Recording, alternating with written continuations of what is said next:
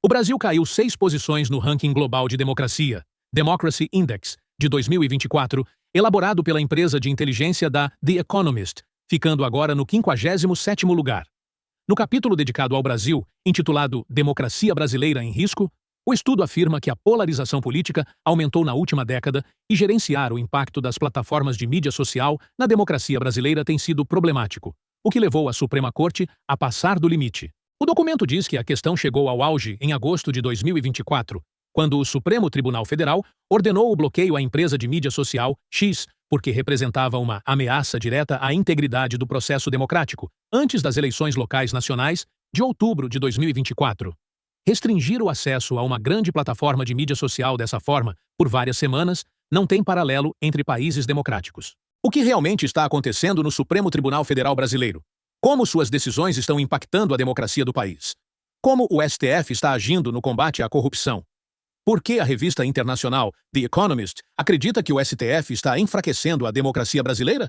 Mas não é só isso. Há a censura de redes sociais, politização do judiciário e investigações controversas. O que está acontecendo com a Suprema Corte Brasileira? Acompanhe aí. Censura e violência política fazem Brasil despencar 6 posições em ranking da democracia. O Brasil caiu 6 posições no Índice de Democracia de 2024, divulgado nesta quinta-feira pela revista britânica The Economist. Entre 167 nações avaliadas, o Brasil ficou em 57º lugar, atrás de países como Argentina e Hungria, sendo considerado pela publicação uma democracia falha. No levantamento de 2023, o Brasil estava em 51ª posição no ranking. Decisões do STF foram apontadas pela revista como um dos fatores para o rebaixamento da nota brasileira, além da crescente polarização política e o suposto golpe de 2022.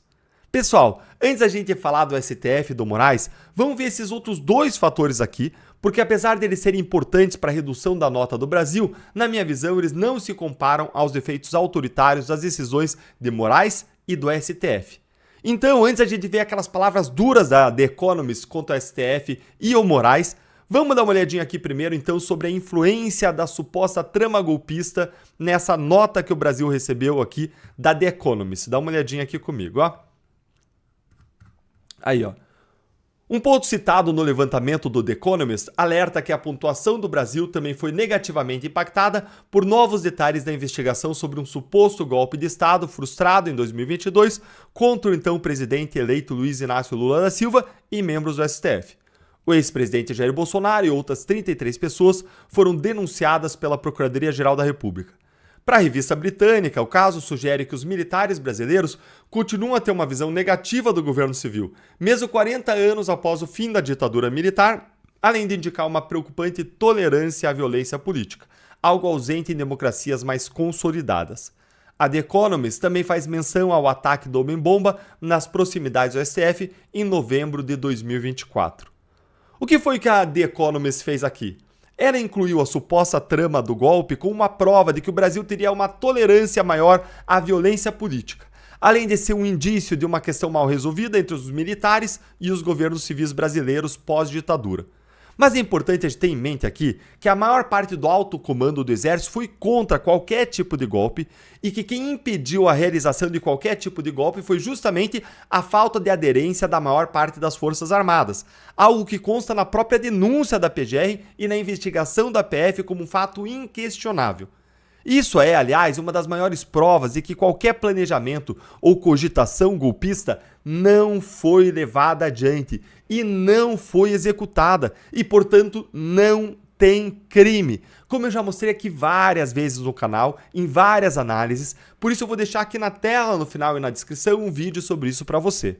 Mas o interessante aqui é então notar isto, que na verdade as Forças Armadas brasileiras, ao não aderirem a qualquer tipo de golpe, ajudaram a preservar a democracia.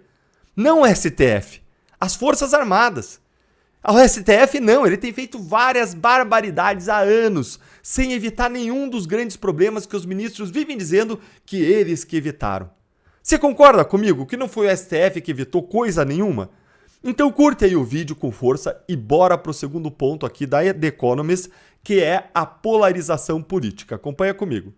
A The Economist avalia ainda que os níveis elevados de polarização partidária levaram ao surgimento da política de soma zero, situação na qual o ganho de uma parte corresponde exatamente à perda da outra, resultando na politização das instituições brasileiras e no aumento da violência política. Esse ponto aqui, apesar de também ser importante, não é algo tão importante quanto o último ponto que eu vou mostrar para vocês, que é justamente sobre as decisões morais. E eu te digo o porquê. Porque a polarização política não é um problema só do Brasil, é uma tendência mundial, global, que tem afetado quase todas as grandes democracias do mundo e é uma consequência direta da globalização, da democratização dos meios de comunicação, da popularização da internet, da popularização das redes sociais e até do próprio aumento do interesse da população pela política partidária, governamental e institucional.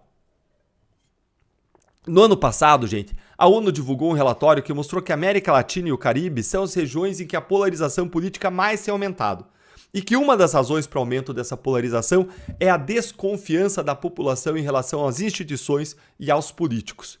Em 2000, 60% das pessoas acreditavam que a democracia era a forma preferida de governo. Enquanto que em 2023, esse dado caiu para 48%, e uma coisa que me soou aí bem interessante nesse dado é que as mulheres são as mais insatisfeitas com a democracia, assim como a população de baixa renda. Esse é, portanto, gente, um problema maior que não afeta apenas o Brasil, esse da polarização. Bora ler aqui comigo o que disse a The Economist, desmascarando, denotando, demolindo Alexandre de Moraes e o STF e falando verdades duras, como poucas vezes a gente viu a imprensa fazer. E olha só o que ela disse. Você vai ficar aí de queixo caído como eu prometi, eu tenho certeza. Olha o que ela disse aí. No relatório, o setor de inteligência da The Economist, que elaborou o índice, considera que o STF ultrapassou os limites quando suspendeu temporariamente a rede social X durante o período eleitoral, democracia, e ameaçou impor pesadas multas àqueles que usassem redes privadas virtuais, as VPNs, para acessar o X. A publicação afirma, aspas, restringir o acesso a uma grande plataforma de mídia social dessa forma por várias semanas não tem precedentes em países democráticos. E eu já vou te mostrar mais, mas vocês prestaram atenção nisso aqui? Não tem precedentes em países democráticos. Por que será, hein? Eu respondo, gente. Porque banir redes sociais não é coisa de país democrático, é coisa de ditadura. Fez muito bem a The Economist aqui ao dizer o STF ultrapassou todos os limites. Gente, isso aqui é monumental, porque uma análise dessa, sair na The Economist, é um golpe duríssimo para os ministros do Supremo. A The Economist é uma revista muito prestigiada no exterior. É lida por muita gente poderosa, da elite financeira, política mundial. As mesmas pessoas com as quais os ministros do Supremo adoram confraternizar lá no exterior. Isso aqui coloca uma mancha gigantesca no tribunal e no ministro Alexandre de Moraes, expondo as ações dos ministros como abusivas, ilegais, autoritárias e, o pior de tudo para eles, antidemocráticas. Enfim, alguma coisa realmente antidemocrática aí, né? Porque eles falam, somos defensores da democracia. E as ações deles, como são qualificadas bem aí pela The Economist, são antidemocráticas. É o oposto de tudo que eles dizem sobre eles mesmos. Eles me lembram aquela pessoa que se olha no espelho, ela se acha linda, maravilhosa, se olha no espelho e a imagem não mostra isso. Mostra que é horrível a cena, na verdade. Não é uma cena bonita. E esse fator de constrangimento é algo que pode pesar muito para vários ministros ali, que não vão querer ser vistos no exterior como antidemocráticos. E tem também um efeito multiplicador, gente, porque depois que a The Economist fez uma avaliação dessas, a tendência é que outros grandes veículos de imprensa internacional de muito prestígio façam o mesmo, complicando a situação dos Supremos. Mas bora aqui comigo que tem mais. Olha aí. A censura de um grupo de usuários ultrapassou os limites do que pode ser considerado uma restrição razoável à liberdade de expressão, especialmente em meio a uma campanha eleitoral. Segue. Tornar certos discursos ilegais com base em definições vagas, atentado às instituições, desinformação. Tornar certos discursos ilegais com base nessas definições vagas é um exemplo de politização do judiciário.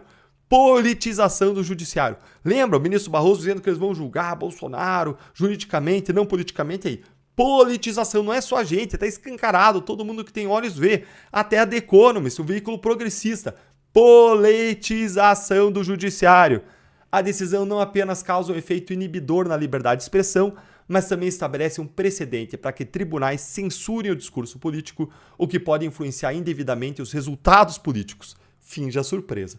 Isso é o que diz o relatório, lembrando que o bloqueio do X durou 2 meses e afetou o acesso de dezenas de milhões de usuários a uma das redes sociais mais utilizadas no Brasil. Caracoles, gente, que pedrada, hein? Que pedrada no Supremo. E percebam uma coisa, é ou não é a mesma coisa que a gente fala todos os dias aqui no canal? É ou não é a mesma coisa que a direita reclama todos os dias do Supremo? O Supremo quer ser o censor geral da República. Ele quer dizer o que as pessoas podem ou não dizer. Olha aí, ó.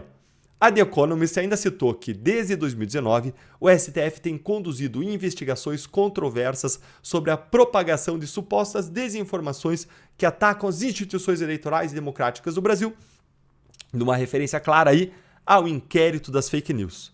É, gente, já era. A gente furou a bolha. A revista aponta que as decisões abusivas do STF e de Moraes estão enfraquecendo a democracia brasileira.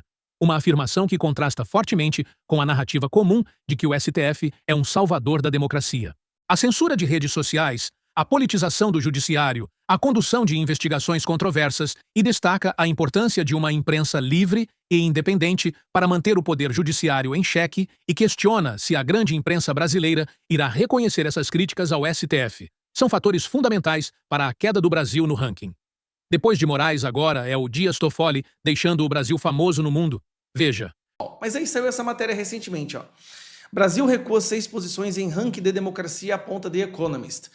O The Economist faz um estudo para ranquear os países de acordo com o seu nível de democracia. O Brasil perdeu 6 posições.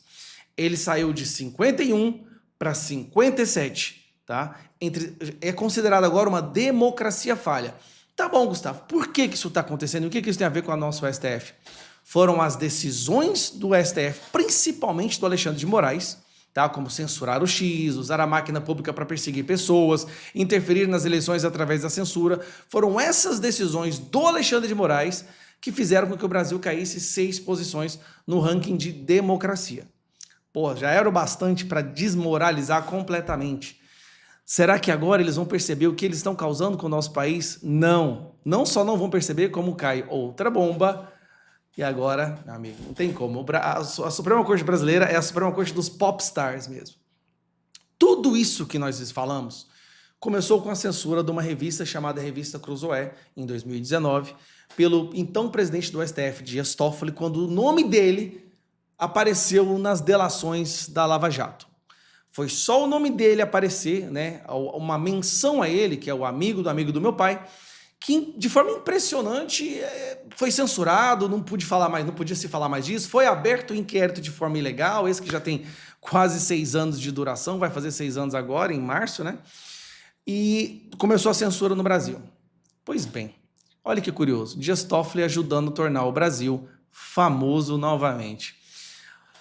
A OEA, ONG cita Toffoli ao relatar desmonte do combate à corrupção no país. Transparência Internacional, e ela é de uma instituição de credibilidade, destacou decisão do ministro que anulou provas do acordo de leniência da Odebrecht, hoje Novo Honor. Presta atenção.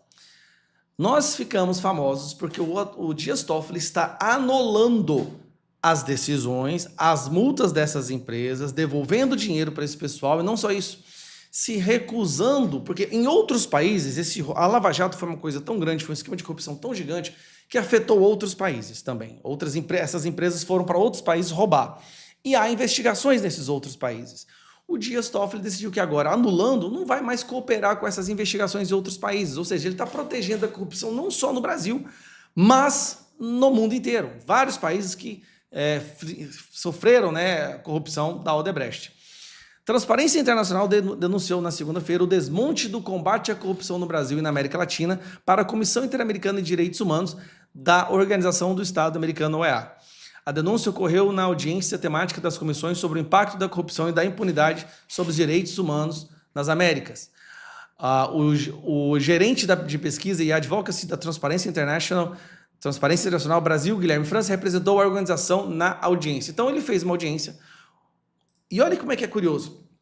Com a mesma instituição que estava no Brasil recentemente para analisar o sistema da liberdade de expressão, a opressão, a repressão, a censura aqui, essa instituição internacional foi conversar com essas mesmas pessoas para falar sobre o STF. Então, olha que curioso, eles vieram aqui, todo mundo revoltado com o que o STF tem feito, com alguns ministros do STF, e depois, lá fora, recebem o advogado do Daniel Silveira, recebem mais advogados dos prisioneiros do 8 de janeiro e recebe o Transparência Internacional falando também do Dias Toffoli. O que é curioso? Quando o Pedro Vaca estava aqui, nós mencionamos, olha, tudo começou com essa pessoa. E aí vai o Transparência Internacional e fala exatamente da mesma pessoa. O vento está virando. Eu acho que, olha, eles podem continuar fazendo seus atos ilegais, persecutórios, inconstitucionais? Podem. Mas eles não vão mais ser vistos pelo mundo como um grupo que defende a democracia. Isso já é dado como certo. Agora, ou eles recuam e tentam resgatar a credibilidade da nossa Suprema Corte, tão importante para a democracia, ou então eles vão ser taxados do mesmo nível, vão ser colocados no mesmo nível que a Suprema Corte da Venezuela. Abraço. O STF toma mais esse duro golpe. Vamos ver o que mais vai acontecer. Pois mesmo com tudo o que está acontecendo, os ministros continuam com as mesmas atitudes. Grato a todos por assistir. Se inscrevam no canal, curtam e compartilhem nossos vídeos. Fiquem com Deus.